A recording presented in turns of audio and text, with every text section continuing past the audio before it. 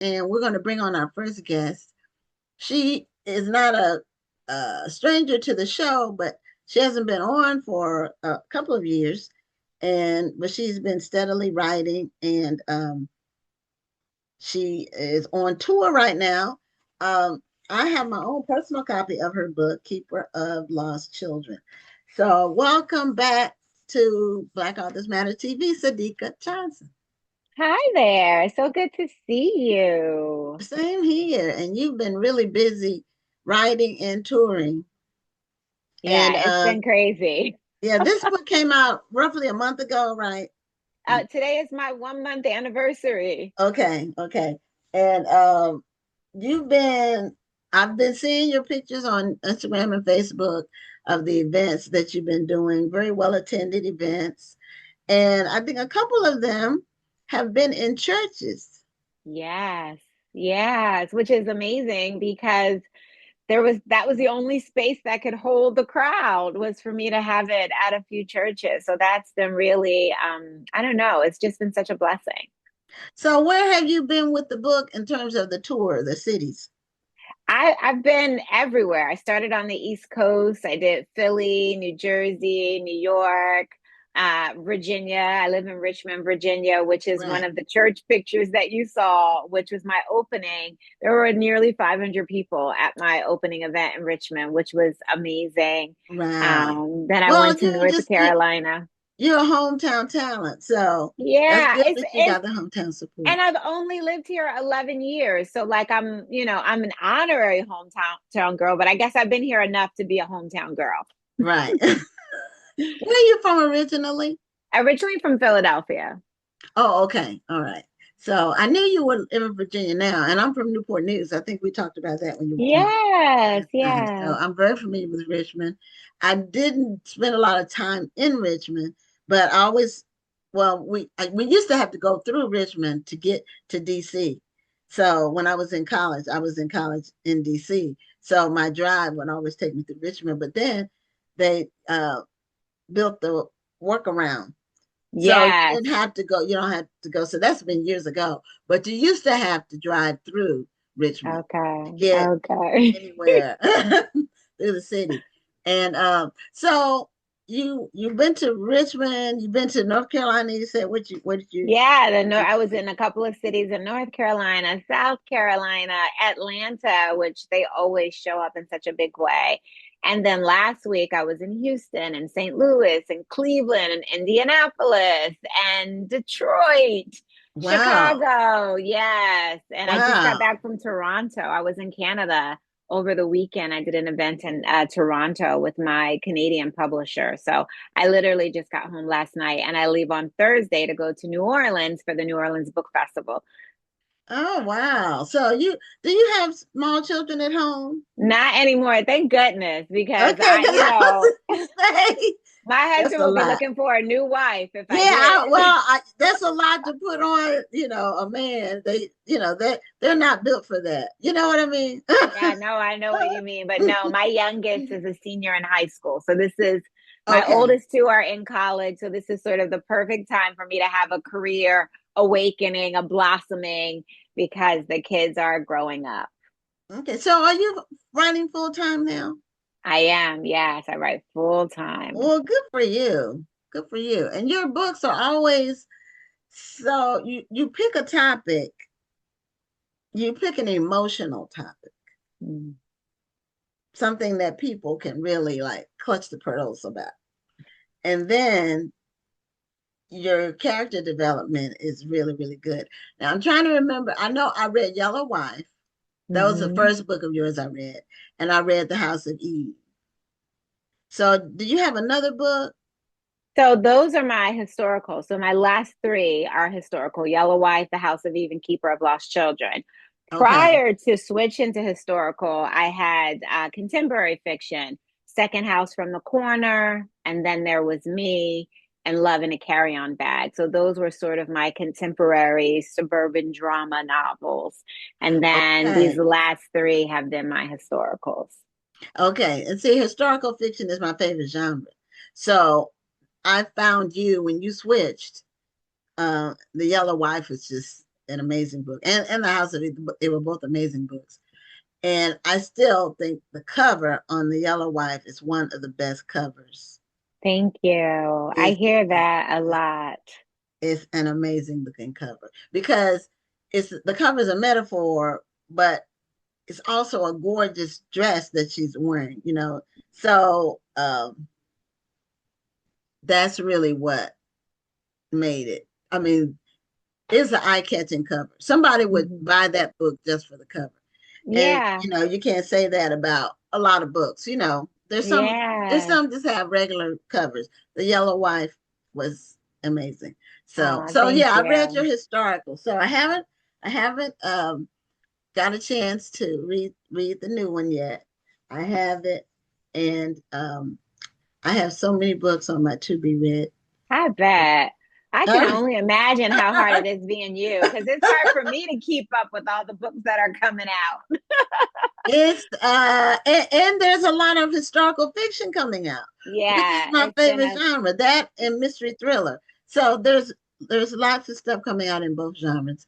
And so tell us what this basic storyline, tell our audiences for Keeper of Lost Children. Well, Keeper of Lost Children, I always have someone that the story is inspired by. Like Yellow Wife was inspired by Mary Lumpkin. The House of Eve was loosely inspired by stories my grandmother told me. And now Keeper of Lost Children is inspired by this amazing, amazing woman named Mabel Grammer, who I discovered just sort of doing a Google search for the House of Eve. She was a Black American journalist. She was living in DC. She married her husband, who was the chief warrant officer in the United States Army. They went over to Germany where he was stationed, and she was lonely. She didn't speak the language. She was a devout Christian, and so she was often in church. And these nuns, they invited her to an orphanage to volunteer. And when she got to the orphanage, she discovered a gaggle of mixed race children. Little known consequence of World War II was that there was an influx of African American soldiers who went over to Europe, to Germany, and they made relationships with German women, and they had these children. Well, the Black American soldiers weren't always able to marry their German brides because they needed to get permission from their commanding officers. And this is the 40s and the 50s. And so we're dealing with Jim Crow laws at home that they carried over with them into Europe. And so 93% of those officers were denied. Not only were they denied, but they were sent somewhere else in Europe or sent home, which left the German woman alone with this illegitimate child, this biracial child, which was problems for her. The government would take away her rations, they wouldn't support her, she would lose her job, and so these children then ended up in these orphanages. And Mabel Grammer, she wasn't able to have children herself because of a childhood illness. So she goes on and she adopts 12. She and her husband adopt 12 of these children for themselves.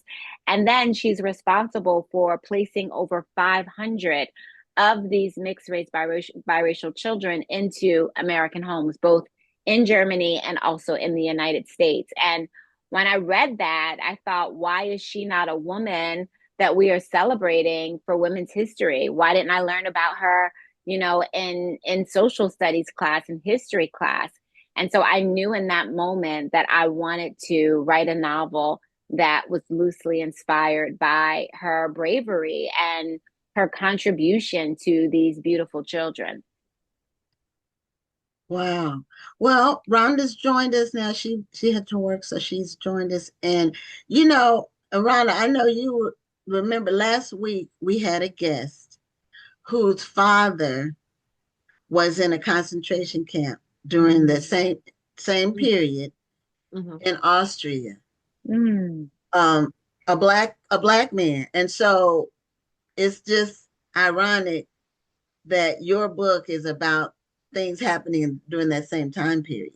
Mm-hmm. This book is, oh, go ahead, Rhonda. Oh, I was just going to say, just listening to your story, it's sadly not unusual that soldiers develop these relationships with women at these places where they were stationed in Vietnam in Germany, in Korea, in places like that.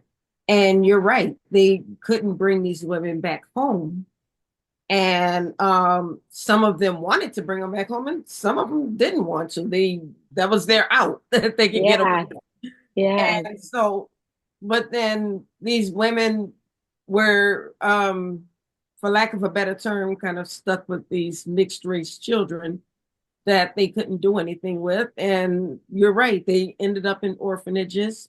I have a very, very good friend of mine, who, I don't know if you've heard of, you may have heard in your studies, Operation Baby Lift. Mm. Uh, there were all of these babies in Vietnam, and many of them were mixed race children. They were in who were in orphanages. Their parents, their dad was a soldier, often a black soldier, and they were mixed race kids. And Hmm. mother was a Vietnamese mother, and often they couldn't find the mother, so they were in an orphanage, in an orphanage. And she was one of these babies, and she wound up being brought to the United States. Mm. And she grew up in New Orleans and wound up becoming a model. She's a movie director now. She's doing so many wonderful things with Oh, her life. nice. She just happened to be adopted by a great American family when she came to the States. She Yeah. actually wound up doing research and finding her father in her adult life and established a relationship with him. But not everybody gets that opportunity. Yeah. Yeah. No, that is very true. That is very true. Wow. So, it sounds like something that Rashonda Tate, she was on the show a few weeks ago with her book. Hmm. And she said she was in the historical fiction genre now. That's where her place was. But also, when she researched one book, she found this thread that led to the other book. So you mentioned the same thing. You were Yeah, researching the House of Eve I was. and then found this other historical thread that had never been explored. And I like that when you can fictionalize it, it makes it more marketable as a book to read. Hmm. Otherwise, it would end up being a college course book or something like that. Yeah. It's Yeah. easier. I Well, find that yeah. historical fiction is more palpable, right? Yeah. Like, because you get the fiction, you get the history, you still get all the learning and all the education and all the beauty of what really happened. But when you mix the fiction in, it's like mixing the sugar in. It just makes it easier to swallow. It almost makes it more real for the person who's reading the story. They can almost Hmm. identify with it more. It's which is interesting that they can more identify with a fiction story than they can with a nonfiction. Yeah, Well, fiction is just easier to read. Right. it is. Otherwise, you end up because remember Falling last week we asleep. were talking about. I know you. Uh, we were talking about it was with Denny Bryce. We were talking about this is a historian who's written three like volumes of books about the civil rights movement. His name is Taylor Branch, and I have all three books. But I've never, I've two of them, the book two and three, I've never even started. Book one, I've started it three times and I always get to the same point. And then I say, well, I'll come back to it. And I start reading one of my other books because, fiction is more The relaxing. fiction just It's not a pulls you relaxing in. read. Yes. I've started it three times, the book one, and very, very detailed. I mean, if you want to know the details about the people and everything that happened, Right. he went. I don't know where he did all his research, but his books are amazing. I just and I keep saying one day I'm gonna read all three of them, but I hadn't done it yet. So anyway, anyway, uh, um, the lady that you found that had the orphanages, and then she removed the children. She moved them to America. Is that what you said? It was a combination. Yeah. So there was Okay. a combination. She's credited for moving over 500. What she did, because she was a journalist, was she created what she called the Brown Baby Plan. She was a one-woman adoption agency, but she wrote a step-by-step guide on how to adopt these children by proxy. And so she was able to get it published in American newspapers, and people would mail in, you know, what they needed back and forth. They would do it through telephone calls, and she was able to move these children. So that's who the story was inspired by. I went on to fictionalize Mabel's character. So my character's name is Ethel Gathers. And so Ethel's story sort of follows Mabel's story. But I also have two other characters. And I think the tricky part about this book was that I have three characters over three different timelines. So Ethel is like in the 1950s. And then you have Ozzie Phillips, who comes on the page in 1948. And he's a 19-year-old boy from South Philadelphia. He really just wants to make a difference. He wants to make a difference in his life. He wants to go to college, but he can't afford it. And so he volunteers for the army. And he goes over to Germany and he experiences this freedom that he didn't know existed because he had only lived under Jim Crow. And so he has a relationship with a German woman, and this relationship sort of changes the trajectory of their lives together. And he was important to me because I feel like we have, you know, there are thousands of World War II novels on the market, right? There are documentaries, there are films, but the Black man is largely left out of that narrative. And I wanted to know, like, what was it like for him? You know, not only leaving America, but being in a place where the Germans didn't care that he was Black. They really loved Black people, but it was the American soldiers that kept reminding them that they're supposed to be in a certain space. And so his story was really important. So you get his perspective. And then the third character, her name is Sophia. And Sophia is about 16 or 17 when she comes into the story. She is this young girl living on a desolate farm, rundown farm in Maryland. She has these terrible parents who make her feel more like farm labor than an actual child. And she wants nothing more than to get off of this farm. Well, she's given a very rare opportunity to go to a prestigious boarding school. Her story takes place in 1965. And when she gets to the boarding school, she realizes that she's one of the first to integrate this school. And she didn't sign up to be a frontliner. She just wanted an education. And this introduces a host of issues for her and her friends. And so you have these three characters on three different timelines telling this one story.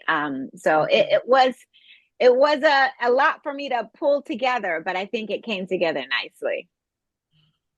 Well, the other two books that I read were page turners. So you're right. Your writing style works for me because I was, they both, and they're not thin books. So, I mean, they're Yeah. not super thick, but the 400 pages or 350, something in Yeah. there. And so, they were they were both books. You stay up late at night and you know you have to get up early, but you need to Right. get to But you need to finish it. you need to keep going, and then you just fall asleep. You know, I read physical books, so you know, I'll be reading something, and then the book will fall on the floor. So that means it's time for me to go to sleep. Mhm, I've That gotten means as that you far were as already asleep, Gwen. yeah. Well, I've gotten as far as I'm gonna get tonight. So, but your books are very well written, and so now who's depicted on the cover? Like, what's the cover depiction?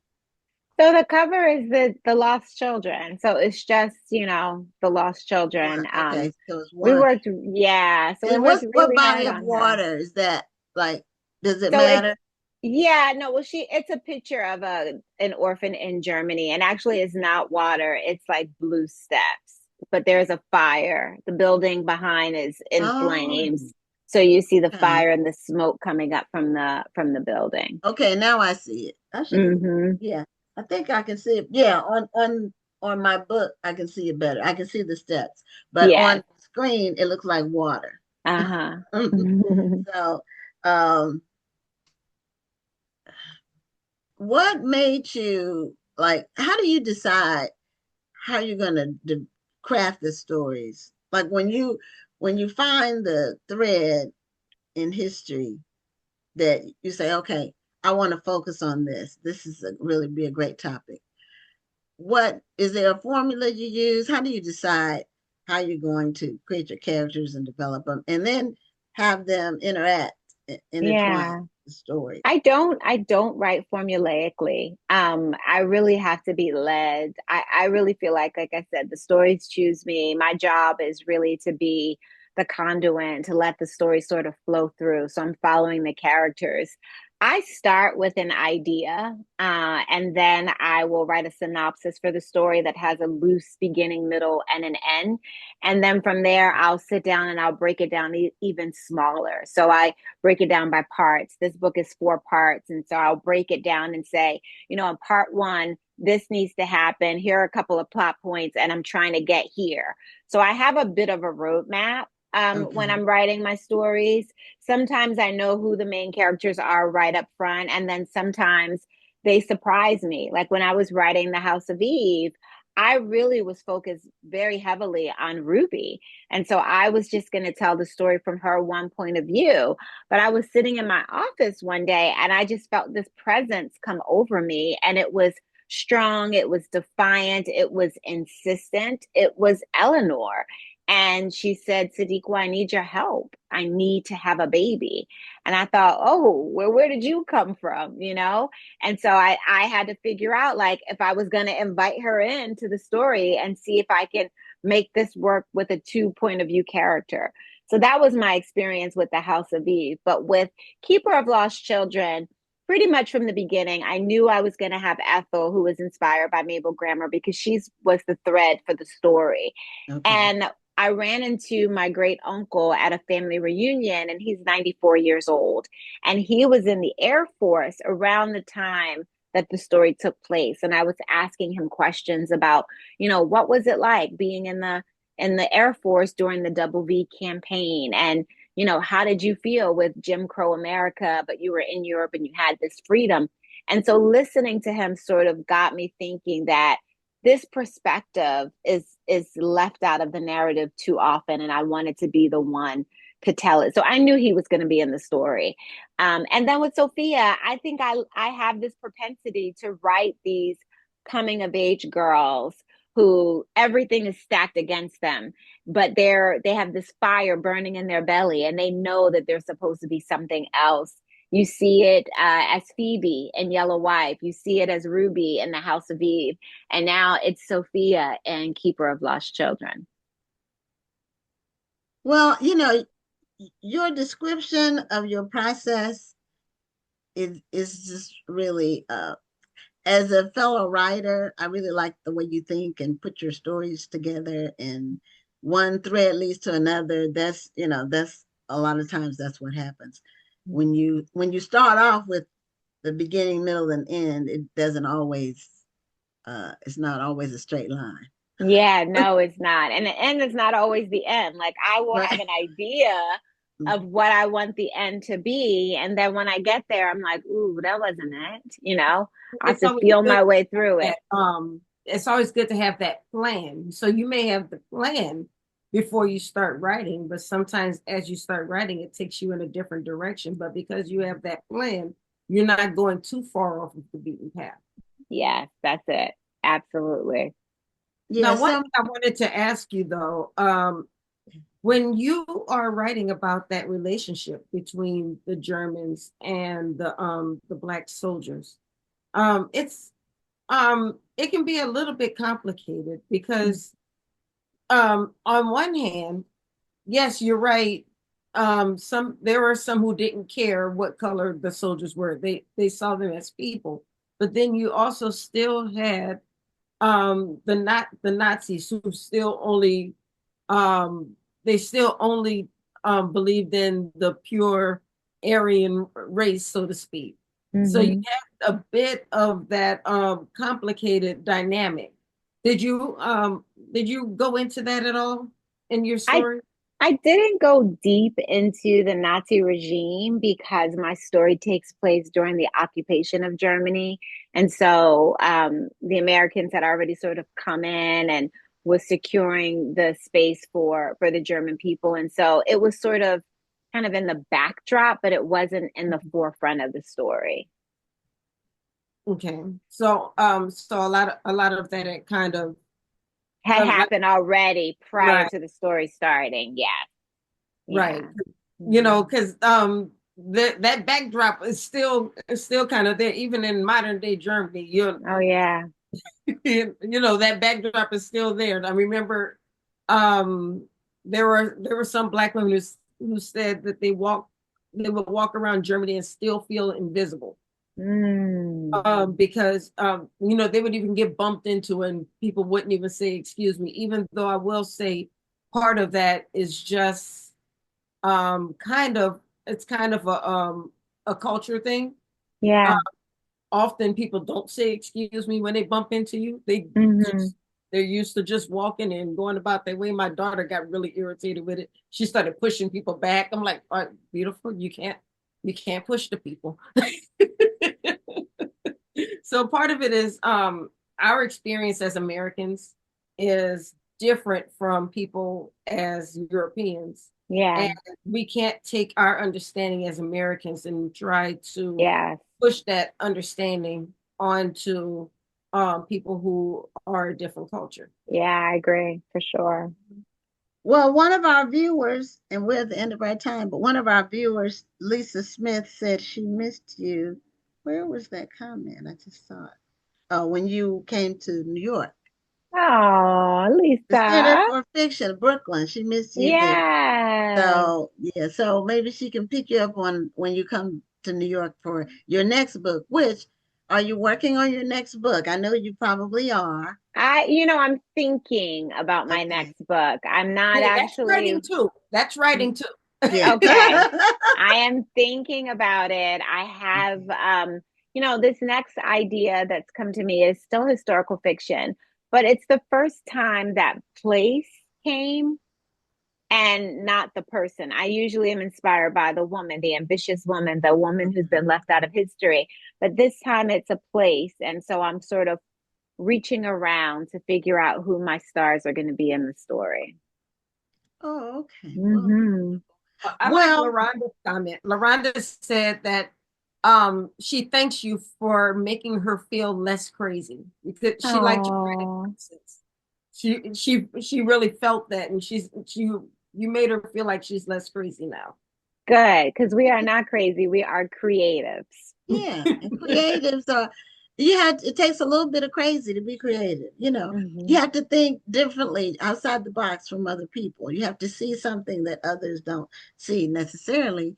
And your imagination just flows from that. So Hmm. thank you so much for being a guest on the Thank show. you. Congratulations on the new book. I can't wait to get into it. I don't know when I'm going to get into it. It will be sometime this year because I have so many Okay. books.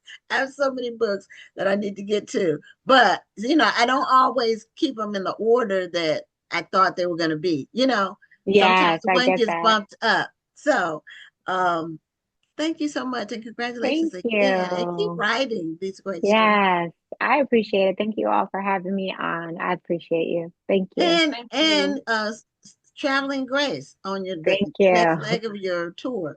Yes, I better get a little rest because I'm going to New Orleans next. Come Yeah, on, that's my city. yeah. All right. Have a great Awesome. night. Thank you. You guys have a good night as well. You You too. too. Bye Bye-bye. bye.